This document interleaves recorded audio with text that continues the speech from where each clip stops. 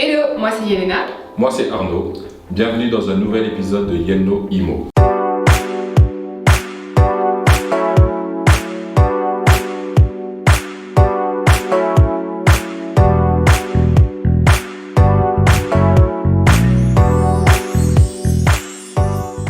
Alors aujourd'hui nous allons visiter un appartement de 93 mètres carrés qui se situe en plein centre de Bruxelles. Cet appartement appartient à une décoratrice d'intérieur qui s'appelle Karine de Wakemi Déco. Cet appartement est constitué de 2 chambres et une salle de bain. Allez, on peut y aller. Bonjour Yenno, bienvenue chez moi.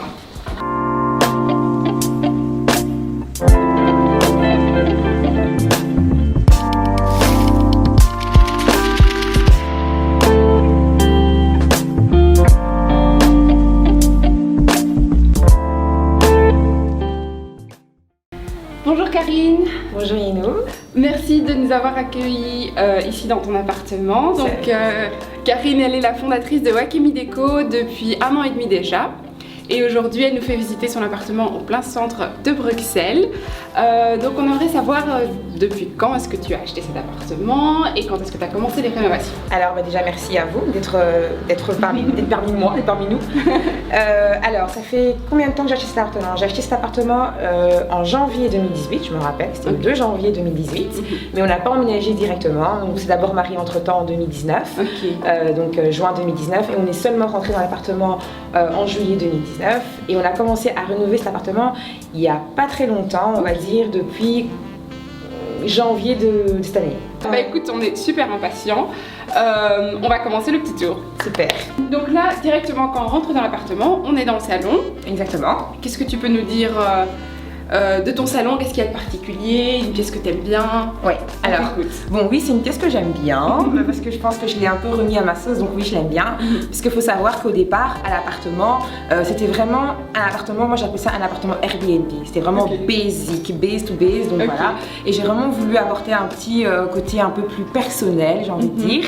Donc, alors, ce qu'il faut comprendre, c'est qu'on a donc refait la peinture, parce que le blanc était un blanc très froid. Donc, voilà, on a mis un blanc plus chaud et on a voulu garder un blanc chaud. Un blanc, pourquoi? Parce que pour que la pièce ne rétrécisse pas aussi. Ouais, ok. Et voilà. Et ce que j'aime beaucoup dans ce salon, c'est qu'on a mis des moulures. Donc j'aime beaucoup le côté des moulures qui sont juste ici et de part et d'autre en fait de la pièce. Donc ça apporte un peu plus de cachet à la pièce et ça j'aime beaucoup. Ensuite, il y a beaucoup de choses que j'ai réalisées moi-même, notamment ça. En fait, ce petit piédestal, on va dire ça, il venait en fait d'une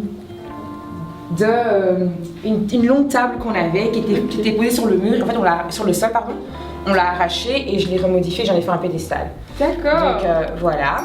Sinon, de l'autre côté, on a donc ces 2 tableaux que moi je trouve magnifiques. Donc moi mon style, faut savoir, c'est un style plus scandinavien, un peu japandi, mais je tenais vraiment à apporter une petite touche un peu africaine. Donc en fait ce sont des tissus qu'on a ramenés donc de mon pays d'origine, la République démocratique du Congo, et donc ce sont des tapis à la base en fait. Et donc j'ai coupé à l'intérieur et je les ai encadrés. Et donc ça c'est vraiment ça donne super bien. Ouais, c'est vraiment quelque chose que j'aime beaucoup et j'aime bien cette touche un peu africaine. Dans mon intérieur. Et donc ici on trouve un petit fauteuil en canage que j'aime énormément. Et juste là on avait un chauffage qui était blanc, donc vraiment un chauffage basique.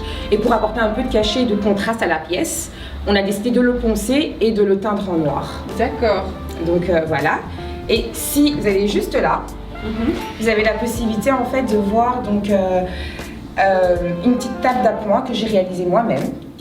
Et en fait, elle est réalisée à base de, comment je pourrais dire, un pot de fleurs. On trouve un peu de pot de fleurs chez Ikea et un plateau rond de chez Ikea. Et donc voilà.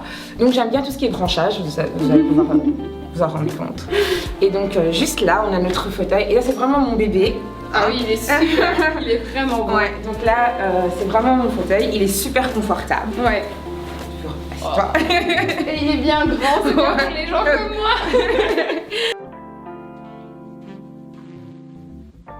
Mais donc, ce que je remarque, c'est que Wakemi, c'est beaucoup de do it yourself. Yes.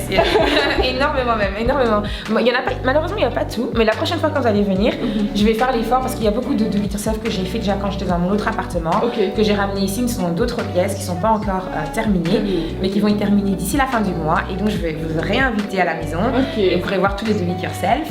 Et donc, voilà, on a une table, mais peut-être que la prochaine fois que vous allez venir, elle sera peut-être plus là parce que je suis sur un projet de faire une autre table. D'accord. Donc moi-même, donc ceci. Et voilà, il y a un beau tapis qui respecte encore la couleur, qui contraste le sol, mais très légèrement, sans casser en fait la couleur. Donc je voulais pas aller dans une couleur qui soit dans un brun foncé ou autre. Je voulais contraster mais légèrement. Et donc voilà pour mon salon. Le salon, ok, voilà. Super. Et bien juste à côté, on a la salle à manger. Alors, ma salle à manger, il faut savoir que la table de salle à manger, c'est une table que j'ai fait moi-même aussi. Ok. Je l'ai faite avec ma maman parce que c'est impressionnant.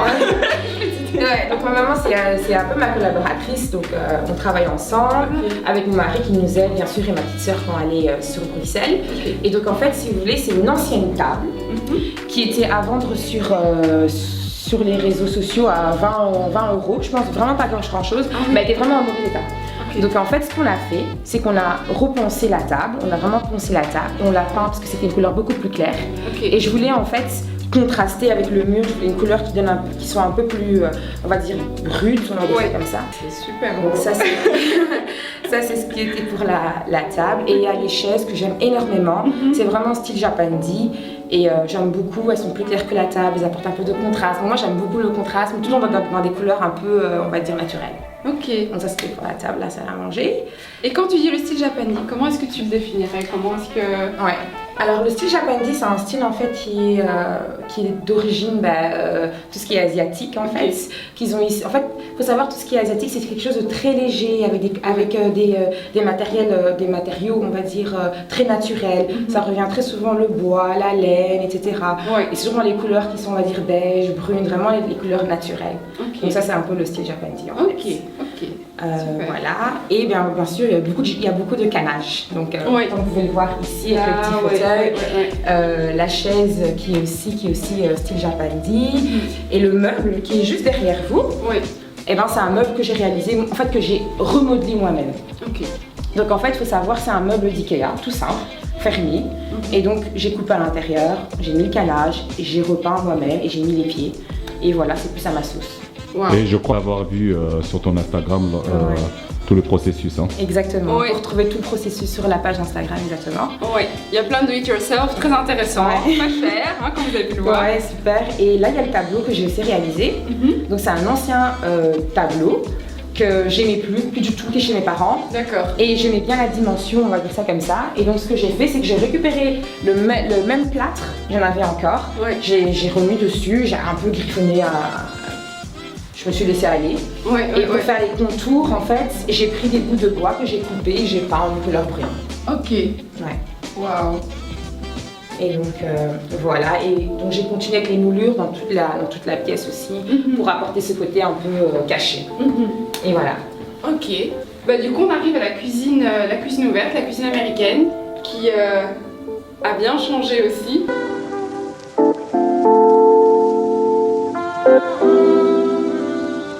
Si je me rappelle bien, quand j'avais vu, c'était ça, Lilo, était brun, je crois, brun foncé, je pense. Et en fait, Lilo, ici, là il est coupé, mais Lilo faisait pratiquement 2 mètres. Il venait, on va dire, jusqu'ici, on va dire ça comme ça. Ok. Lilo, ça prenait toute la place et donc ça mangeait. Exactement. J'avais l'impression d'avoir une cassure en fait entre les 2 pièces et c'est pas ce que je voulais en fait. Je voulais vraiment que tout soit uni et aussi parce que je voulais vraiment une salle à manger. Basse et je voulais pas qu'à chaque fois que j'ai des amis qu'on mange toujours en hauteur. Ça me dérangeait en fait. Je trouvais que c'était pas assez chaleureux et tout, etc. Et j'avais l'impression que les gens ils voulaient vite descendre de la table pour pouvoir aller s'asseoir. Exactement, voilà. Donc je me suis dit non, on va couper. Mon mari n'était pas trop d'accord au début. Mais là maintenant il aime vraiment le résultat. Et donc on a coupé et en fait c'est donc le pied de la table qu'on a récupéré. Donc j'avais récupéré les choses, d'autres choses. Et donc ici on a remis des bouts de bois ici pour apporter du relief aussi. Et étant donné que c'était cassé à l'intérieur, c'est aussi pour avoir autre chose. Donc on a mis un MDF et on a mis, donc on a collé des bouts de bois qu'on a, enfin pas collé, on a cloué. Et donc voilà. Ça vous a pris combien de temps à peu près pour faire ça? Pour couper, coller et tout, allez, une journée. Ah. Ouais. Et la peinture aussi? Oui, la peinture aussi. Tout ça en une journée? Ouais, ah ben bravo. Une journée. On a fait d'autres choses dans la même journée, mais voilà, c'est ça. Et donc ici, on avait un évier qui était couleur acier, qu'on a changé, on a mis en noir, parce qu'on voulait aussi, encore une fois, apporter du contraste. Et donc c'est ça. Et il faut savoir que la cuisine était brune, foncée. Donc la cuisine était exactement la même couleur qu'ici. Ah oui, voilà. C'est un bois très foncé. C'était un bois très foncé et le problème c'est que je trouve que ça rendait la pièce beaucoup plus petite. Donc c'était vraiment la même couleur qui est au-dessus. Et donc qu'est-ce que j'ai fait? Bon, on a décidé de repeindre la cuisine, mais on a décidé aussi d'apporter des moulures. Je voulais un peu me rapprocher du côté un peu qu'on retrouve dans les appartements, des côtés des appartements haussmanniens, exactement. Donc on a placé des moulures. Et l'effet que je recherchais en fait, c'était vraiment comme si c'était un mur. En fait, voilà, c'est ça. C'est que je voulais pas qu'il y ait je voulais pas par exemple qu'il y ait des cassures entre les deux. J'aurais pu me dire qu'on arrête la moulure ici, mais je voulais vraiment que ça fasse comme si c'était une porte en fait. D'accord. Donc c'est vraiment ce côté-là que je voulais apporter. Et ça rend d'ailleurs la pièce plus haute. Exactement. C'est vraiment l'effet recherché en fait. Super beau. Ouais, c'est ça qu'on a fait ici et de ce côté aussi. Et donc voilà, sinon j'aime bien apporter quelques petites décos sur mon plan de travail. C'est pas que je cuisine pas beaucoup, hein. Je cuisine, mon mari cuisine aussi beaucoup quand même. Mais voilà, j'aime bien, surtout le week-end, j'aime bien me retrouver dans un endroit super chaleureux, super joli. Donc là, je dépose mes petites décos et tout, etc. Waouh. Et voilà. Sinon, parle-nous de Wakemi un peu. Ok, alors il faut savoir qu'on va partir par le nom. Alors Wakemi, en bas, à la base, Wakemi c'est en deux mots, c'est Wa espace Kemi. Et comment on a trouvé ce nom? Simplement parce qu'on voulait un nom qui ait une signification d'origine africaine, mais on voulait aussi qu'il y ait allez, on va dire qui signifie par exemple quelque chose comme époustouflant, magique, un truc comme ça.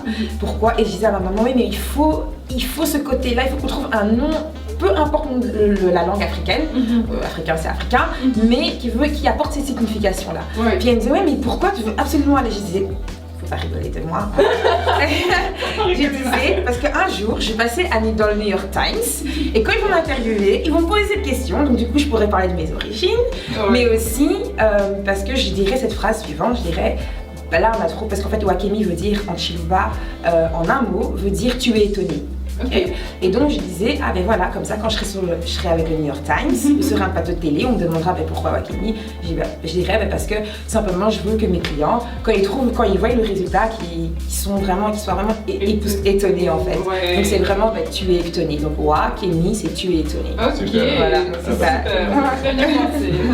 Donc ça c'est la petite histoire pour Wakemi. Et donc sinon Wakemi c'est une petite structure familiale. Donc nous on s'occupe principalement donc, de la décoration d'intérieur, mais aussi d'événements, donc on fait le design, donc vraiment ça part vraiment du plan, du premier plan, donc des premiers plans d'une maison qu'on peut faire et jusqu'à la décoration. Donc, voilà, on est situé donc à Bruxelles, donc en Belgique, et aussi à Kinshasa au Congo. Voilà.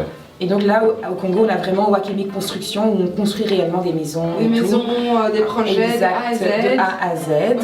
Et bien sûr, Yellow va aller visiter tout ça. Ah oui, les premiers sur le terrain. Voilà. Et donc voilà, donc on fait vraiment la construction de A à Z et on s'occupe aussi de la décoration. Donc c'est vraiment de A à Z comme j'ai dit. Ouais, donc c'est ça. Et donc comme on l'a mentionné tout à l'heure, donc sur les réseaux sociaux on peut retrouver tous les do it yourself de Wakemi.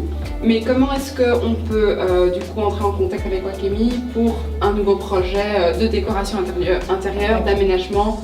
Ok, ben alors il y a mon adresse mail, donc généralement on m'envoie des mails, donc c'est sur info.wakemi@gmail.com, mais sinon il y a aussi mes coordonnées qui sont disponibles sur ma page Instagram, donc, voilà, vous pouvez me contacter par Instagram ou via Gmail, peu importe.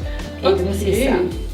Eh ben super, c'était un plaisir de venir de découvrir ton univers. Merci. Et en espérant que tu ailles très loin. Ouais, merci beaucoup, c'est gentil. Merci de nous avoir accueillis. Super, un grand merci à vous en tout cas.